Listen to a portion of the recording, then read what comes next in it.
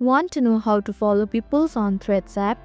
Hello everyone, I'm Yasmin from Take My Life and today I'll walk you through the process of how to follow people on Threads app. It's pretty simple and quick, so let's get started with the video. Firstly, open the Threads app on your screen. Then tap on the magnifying glass icon. Here you can see the profile of different peoples. Now either you can tap on the follow button right beside the profile to follow them, or you can tap on the search bar at the top of your screen and search for the profile you wish to follow.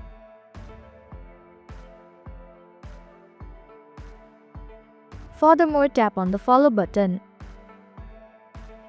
So this is how to follow peoples on Threads app. Thank you for watching Take My Life. I hope this video was helpful. If it was, then hit the like button and comment down if you have any questions or feedback. Also, if you are new to our channel, please subscribe and hit the bell icon so that you don't miss our upcoming videos.